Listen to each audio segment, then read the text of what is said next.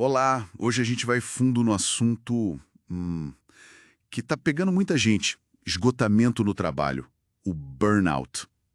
E toda essa pressão na saúde mental que, né, o mundo profissional moderno traz.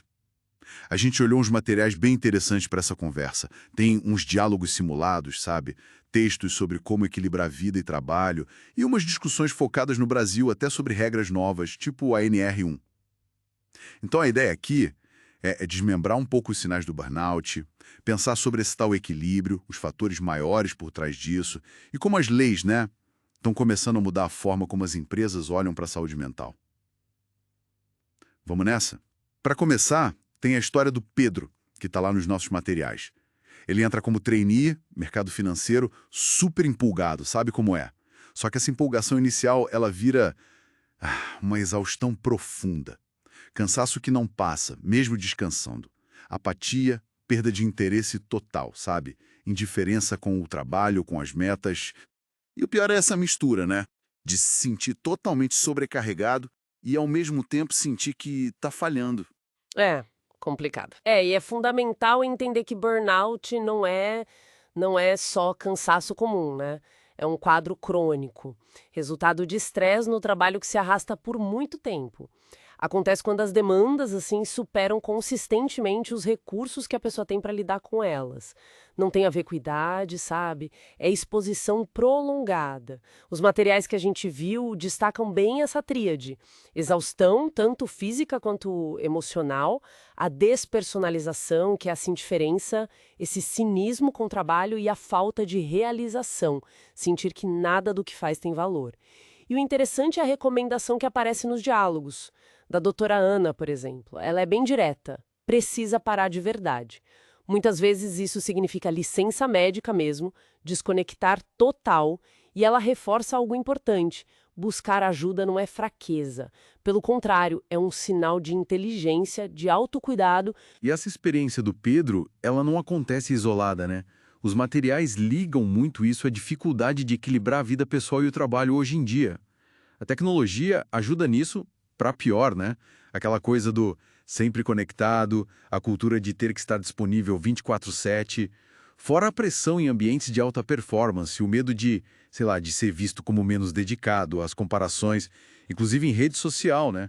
O equilíbrio parece ser menos sobre dividir o tempo certinho, tipo 50/50, e mais sobre gerenciar a própria energia, né? Exatamente, é um equilíbrio dinâmico, não é uma fórmula pronta. Exige muito autoconhecimento para saber onde estão seus limites e aí definir esses limites de forma clara. Horários, desconectar do e-mail do trabalho, ter um espaço físico seu para descanso e o autocuidado. Nossa, isso não é luxo. Hobby, sono de qualidade, exercício físico, tá com amigos, família, são necessidades básicas.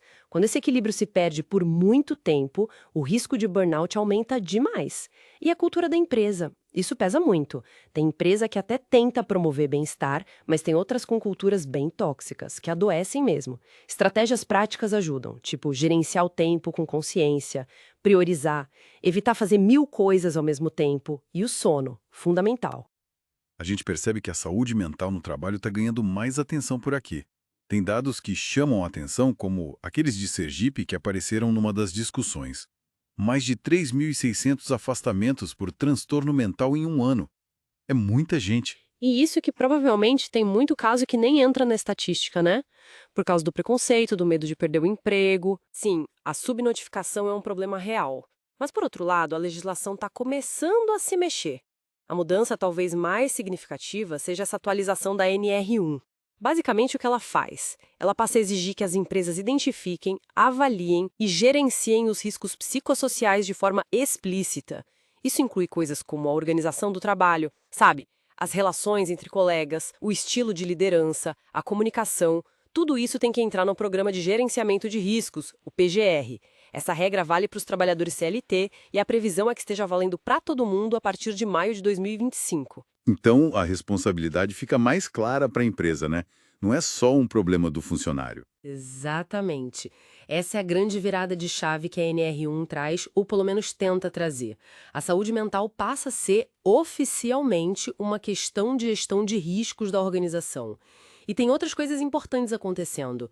O burnout foi reconhecido como doença ocupacional, tem a Lei 14.457, que foca na prevenção de assédio moral e sexual, mexendo até na CIPA, e a notificação de transtornos mentais ligados ao trabalho se tornou compulsória. Além disso, existem estruturas de apoio. O Sereste, por exemplo, que é do SUS, atende todo tipo de trabalhador, até informal ou desempregado, e dentro das empresas maiores tem o SESMIT, que deveria atuar na prevenção e acompanhamento. A mensagem é: não pode normalizar o sofrimento. É preciso buscar ajuda e, se for o caso, canais de denúncia como a Ouvidoria, o Ministério Público do Trabalho, o próprio Sereste. E como isso se conecta com acidentes de trabalho? Totalmente conectado. Os dados de Sergipe mostravam quase 5.000 acidentes. E muitos deles podem ter ligação com o sofrimento mental prévio, sabe? Falta de atenção, erro por exaustão. Uma dificuldade ainda é estabelecer o nexo causal, provar que a doença veio do trabalho. Por isso, avaliar os riscos psicossociais exige realmente checklist. Precisa de entrevista, grupo focal, métodos qualitativos para entender a dinâmica real da gestão e das relações, que muitas vezes são a raiz do problema. Entendi. Então, fazendo um resumo rápido do que a gente conversou, o burnout é um estado grave, tem sinais bem claros que a gente não pode ignorar. Buscar equilíbrio é um processo que não acaba, né? Envolve colocar limites, cuidar de si. E, olhando a coisa de forma mais ampla, os fatores sistêmicos, a cultura da empresa e agora as novas leis, como essa mudança na NR1, estão forçando as organizações a prestar mais atenção e assumir mais responsabilidade pela saúde mental de quem trabalha lá. Exato. E fica uma reflexão, né? Reconhecer os próprios limites e pedir ajuda. Isso não é fraqueza, é inteligência emocional. É essencial para a gente conseguir se manter bem na vida pessoal e na carreira de forma sustentável. Mas, para além da responsabilidade de cada um, como é que a gente pode evoluir, como sociedade, como organizações, para criar ambientes onde mostrar a vulnerabilidade não seja um problema, onde pedir ajuda seja um passo natural, sabe? Não um tabu. Como a gente fomenta uma cultura de cuidado que seja genuína e coletiva? Fica aí para a gente pensar.